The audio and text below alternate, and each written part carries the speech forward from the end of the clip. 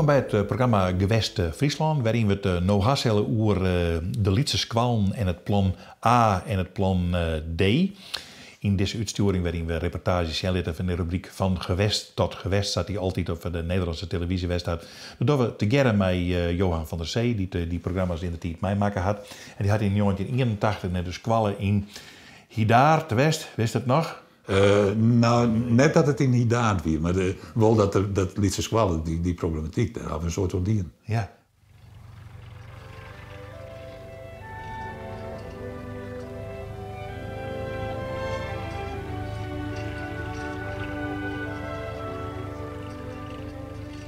Hidaart is een klein dorp. Er wonen 118 mensen.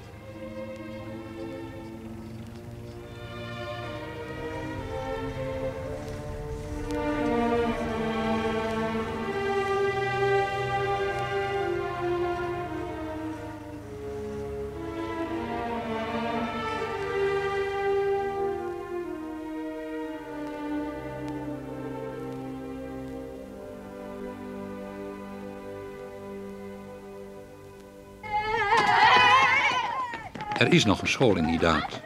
Een school met 24 kinderen. Strikt genomen zijn dat te weinig leerlingen voor een school, maar Hidaart heeft een ontheffing. Anders zou de school moeten worden opgeheven. Nou, dat is echt weer slim. Wat doet het voor jouw personen bijvoorbeeld? Nou, dan moesten dus die moesten naar de squat. Waar? In Jestraan, nou, in Wommelt. Hoe vierde dat je waait? Nou, zo'n 6 kilometer ongeveer, dacht ik.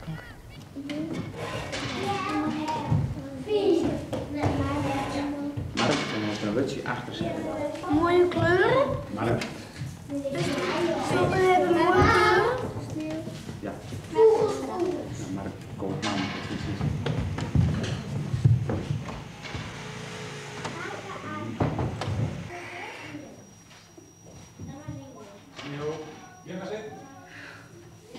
De kinderen kunnen nu dus nog in het eigen dorp naar school. Een tweemansschool is het. Meester Gerbrand Schrale heeft de jongste groep. En het hoofd van de school, meester Lodewijk Albeda, zit in het andere lokaal met de oudste kinderen. Samen met een aantal scholen in de buurt doet de school van Hidaart mee aan het project Kleine Scholen in de provincie Friesland. Een gezamenlijke poging om dreigende opheffing van kleine scholen te voorkomen.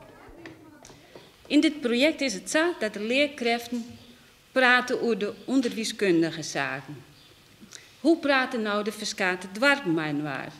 Dat is in de plaatselijke advies- en overleggroep. In de Oosterenderpolder, dat is het gebied waar de school van Hidaart samen met 4 andere lagere scholen en 1 kleuterschool gevestigd is, heeft de plaatselijke advies- en overleggroep vastgesteld dat de school in Hidaart moet blijven. Daar wordt dan weer met de ouders over gepraat. Die gaan dus naar je huis, dan missen we die ik als leerling van de school. Ja. Dat zou dan foute boel werden. Leed het nog de woorden zoals het is. Wat vindt u nou als pauwlid dat er met die school in Hidaart moet gebeuren? Ik vind als pauwlid voor Hidaart dat de school in Hidaart moet blijven. Hidaart is een hele kleine gemeenschap en de school neemt daar een heel belangrijke plaats in. Want wat is er nog naast de school in Hidaart? Er is een kerk waar nog geregeld diensten zijn en er is nog 1 winkel. Ik ben ik moet eerst nog even naar de winkel. Nou, het is ik, zei mevrouw. Het is zo makkelijk, nog zo'n winkeltje is er dichterbij. En hij met die en hij dan even zien wat voor de jeugd en ze komen te koffie drinken, zo ja. Nou? Nou, en die komt er. Bovendien, als de school weg zou zijn, is ook meester Albeda vertrokken. En hij is voorzitter van Plaatselijk Belang, vicevoorzitter van de begrafenisvereniging, ouderling, lid van de sportraad, lid van de beheerscommissie van het dorpshuis, enzovoort. Ja. Amer. Het lijkt eigenlijk al erg op een basisschool daar op school in Hidaart. Er zijn geen streng gescheiden klassen en de meesters kunnen veel aandacht aan ieder kind afzonderlijk besteden. Maar er zijn nog geen kleuters op school. Die gaan nu nog met een busje naar Oosterend. Daar komt misschien verandering in. Er is een aanvraag gedaan voor een ontwikkelingsproject. Zeer kleine basisscholen in Friesland. En dan gaan we concreet hier in deze school gaan we proberen of een basisschool vorm kunnen geven. Dus ook met de kleuters erbij, met 2,5 leerkracht. Kan dat met 2,5 leerkracht? Wij dachten dat we het moesten proberen met 2,5 leerkracht. Er zijn nu op de lagere school 2 leerkrachten. Wij dachten dat voor basisonderwijs het nodig is om ook de inbreng te hebben van het kleuteronderwijs. Dus wij denken dan dat met een halve leerkracht vanuit het kleuteronderwijs de moeite waard is om te proberen of het ook kan. En waarom wordt dit uitgevoerd? Dit wordt uitgevoerd omdat overal in Friesland kleine scholen toch wel stuiten op het probleem van die overgang naar de basisschool. Dat het niet zo geleidelijk gaat als bijvoorbeeld bij grotere scholen, waar gewoon een vaste samenwerking is tussen 1 kleuterschool en 1 lagere school. En hier heb je te maken met een heleboel lagere scholen vaak die met 1 kleuterschool samenwerken. Dus dan kan men niet alvast in de praktijk dus oefenen met kleuters erbij, ja, in zo'n lagere school hier. Hij is hier niet. Hij is opgestaan. Als dit ontwikkelingsproject doorgaat, dan kan de kleine basisschool van Hiedaert, met waarschijnlijk minder dan 30 leerlingen, bewijzen dat hij goed kan functioneren. Dus kan blijven voortbestaan. Zij wilden het niet eens geloven. Zij werden boos. Maar Petrus is toch naar het graf gegaan om te kijken. Dat er een graf waar Jezus in zit en er binnen 2 wachters. En dit is gas. En dat is een speer en dat is ook een speer. En dat is een wanne en dat ben ik de sterren.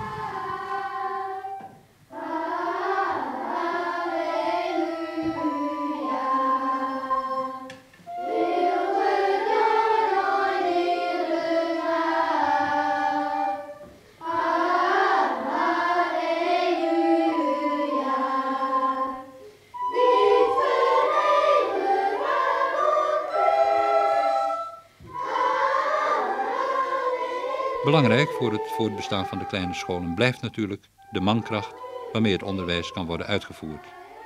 Er is een landelijke belangengroepering in oprichting die er onder andere voor wil strijden dat die mankracht straks ook inderdaad beschikbaar is. Heel typerend is toch wel dat nu de belangengroepering, de kleine en de kleinere wordende school, zijn activiteiten gaat ontplooien.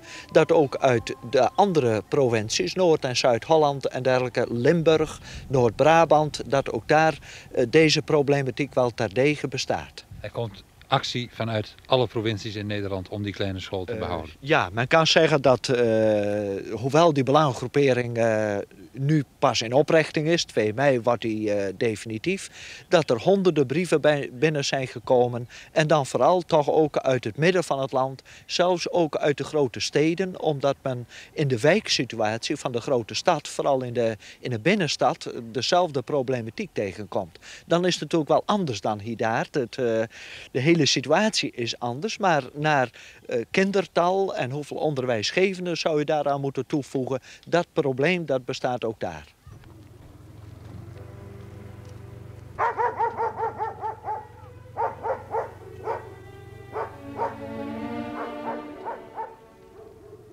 De basisschool zal zo dicht mogelijk bij de kinderen moeten staan.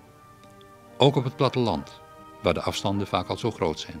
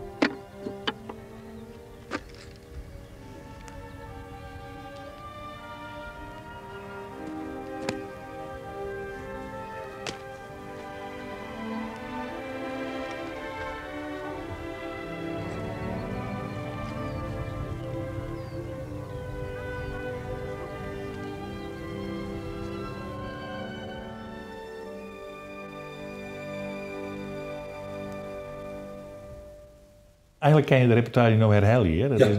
Het is weer precies hetzelfde wat doen we hier.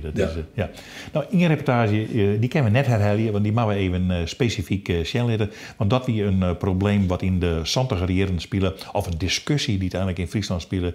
Plan A of plan D. We gaan naar het noorden van Friesland.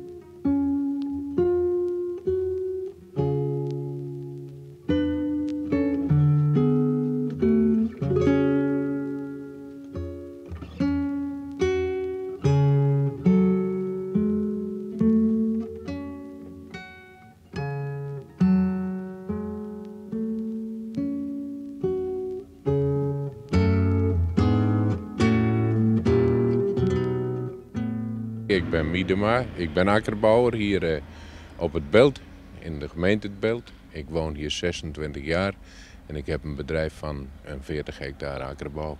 Als ik naar uw huis kijk, dan zie ik geen plakkaat A of D. Bent u voor A of bent u voor D? Ik ben een fervent voorstander van plan D. Ik hoef alleen niet een plakkaat aan de muur te hebben, want iedereen weet dat ik hier woon en dat ik voor plan D ben.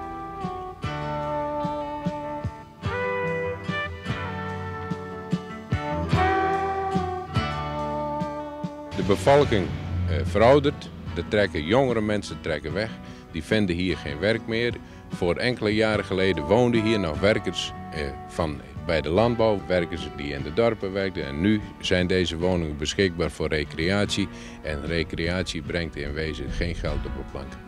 En wat zou dat plan D daar dan kunnen oplossen? Nou, dat plan D geeft dus weer een economische impuls aan deze streek. We hebben dat vroeger op andere wijze wel geprobeerd via de ontwikkelingschap in de kleibouwstreek voor het aantrekken van de nodige kleine industrieën en voor fruitteelt en tuinbouw. Dat is nooit gelukt. Nou is er om in wezen nog een economische impuls te krijgen, is een verhoging van het akkerbouwareaal in deze streek. En dat zou betekenen meer mensen? Dat zou betekenen meer mensen. Als je dus 4000 hectare inpoldert, dan kan je daar mee bereiken dat de omzet in geld uitgedrukt een 20 miljoen hoger zou worden. En dat zou dus betekenen dat je alleen SEC in de landbouw tussen de 250 en de 300 arbeidskrachten werk zou kunnen geven. En dat is voor deze streek is dat van bijzonder groot belang.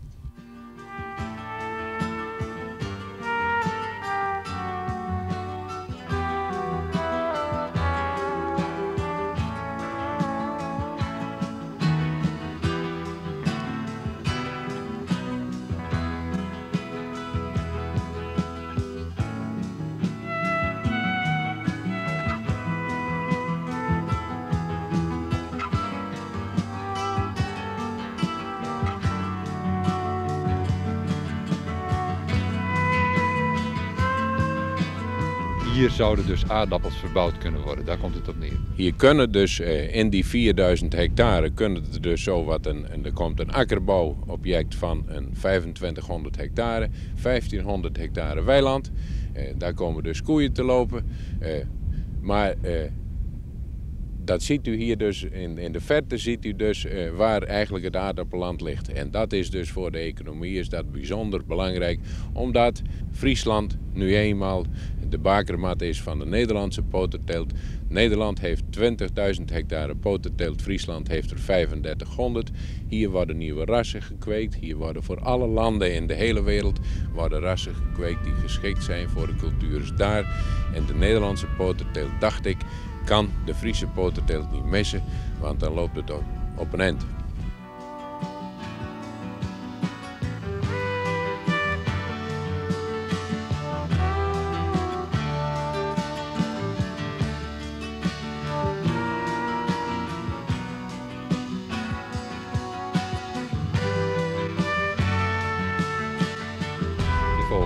De vogels die spelen in de discussie een belangrijke rol. Bent u vogelliefhebber? Ik zelf ben een groot vogelliefhebber. Ik ben niet voor niks lid van de Vereniging van Nederlandse Natuurmonumenten. Ik ben jager, ik ben visser. Ik ben een groot liefhebber van de natuur. En ik verwacht ook dat als plan D gerealiseerd wordt, dat hier toch ook in deze polder, als wij enige maatregelen nemen, dat ook de vogelwereld hier nog wel een grote toekomst heeft.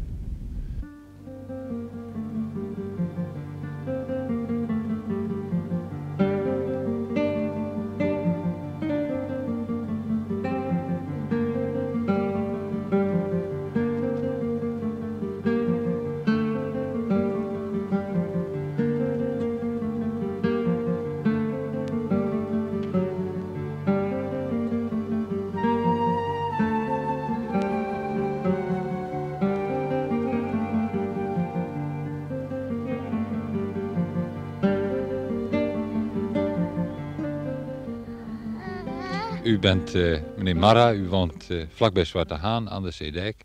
En dat is eigenlijk het enige wat ik van u weet. Zou u nog iets meer over uzelf kunnen vertellen? Ja, ik woon wel in deze streek, maar ik ben geen agrariër. Ik ben hier geboren en getogen. En na een tijdje in Sneek gewoond te hebben, ben ik naar deze streek teruggekeerd. Omdat de streek mij buitengewoon bekoort. Ik ben uitgesproken voor het plan A, maar ik ben op dat gebied niet erg militant.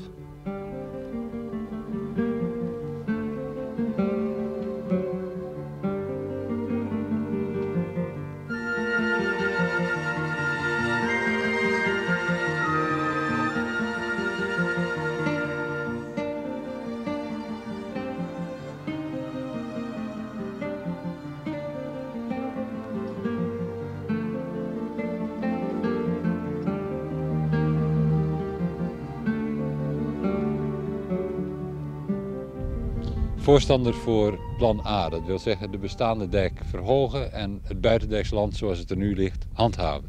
Waarom? Omdat eigenlijk de verhoging van de dijk zoals die er nu ligt het oorspronkelijke plan is. En het belangrijke punt is dat dat volstrekte veiligheid van de kustbewoners garandeert. Daar komt nog bij dat die verhoging van de bestaande dijk een prachtig stuk natuurgebied intact laat.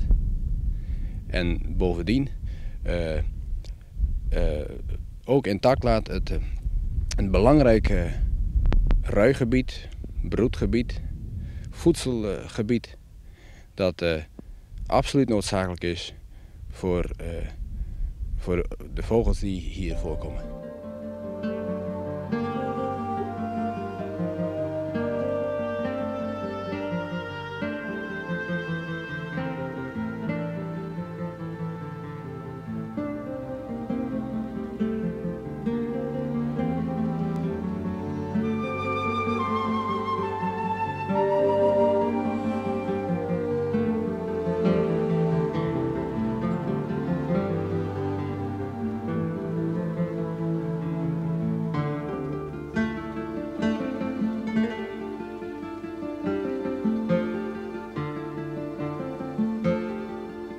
Kunnen die vogels nergens anders naartoe? Nee, die uitwijkmogelijkheden die zijn zo gering geworden de laatste tijd dat dit gebied eigenlijk onvervangbaar is. Nu zeggen veel streekgenoten van u, die zeggen dit gebied gaat economisch achteruit. Wij moeten nieuwe werkgelegenheid creëren en daarom moeten we gaan inpolderen zodat er pootaardappels verbouwd kunnen worden. Bent u daar niet gevoelig voor? Nou, laten we beginnen met die werkgelegenheid. De streek gaat economisch achteruit. Ik dacht dat het niet helemaal juist was. Dit gebrek aan werkgelegenheid is een structureel probleem en geen regionaal probleem meer.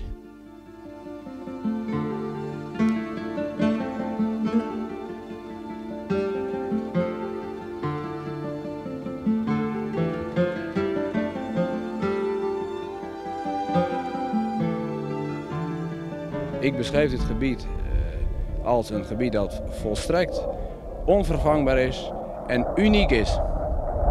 En ook als een gebied dat niet ten offer moet vallen aan inpoldering, want de teelt van aardappelen is buitengewoon milieuvijandig. Als ik u zou moeten opnoemen welk groot aantal pesticiden en landbouwgiften worden uitgestrooid over de aardappelvelden en worden gebruikt ter bestrijding van het onkruid. Dat is onvoorstelbaar. Het is buitengewoon milieuvijandig, aardappelteelt.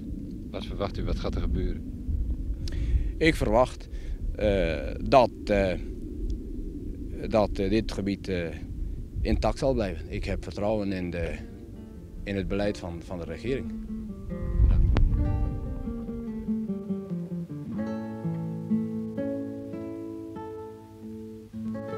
Dat weer de discussie, plan A, plan D. Een duidelijke discussie en er zit een heel soort in. Maar wat ik fantastisch vond, door hij in een vliegtuigje zitten en dat al jaren de Shell. Ja, maar wij hier bij de NOS zien wij een vliegtuig. Ah, nee. Ja, en een redacteur-vlieger bij het journaal.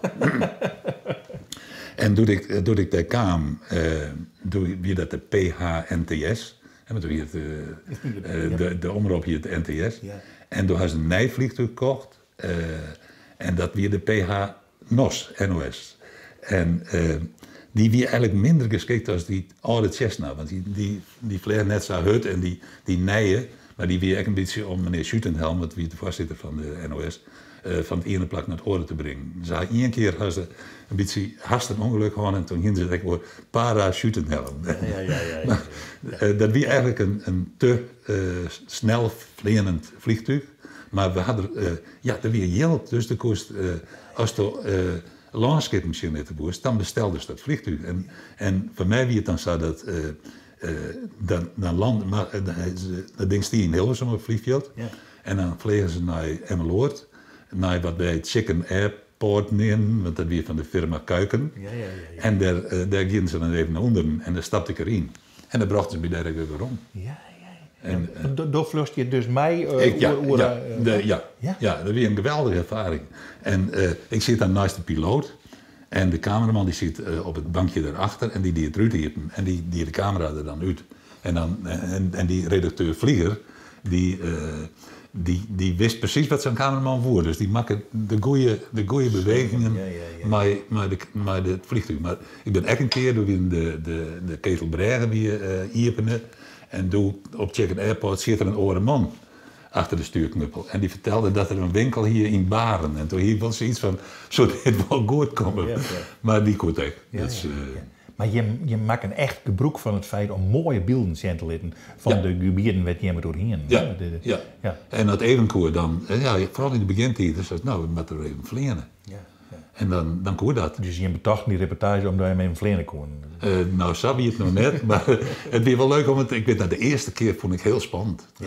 Dat is dan iets vliegtuigje. Maar prachtig. Ja, prachtig. Ja. Nou, we zullen er volle meer van zien in de komende weken van die prachtige beelden die in de programma van Gewest dat Gewest zitten. En dat letten we dan zien in het programma wat specifiek over Friesland gaat. En dat is Gewest Friesland, na je weekend, je bent er weer.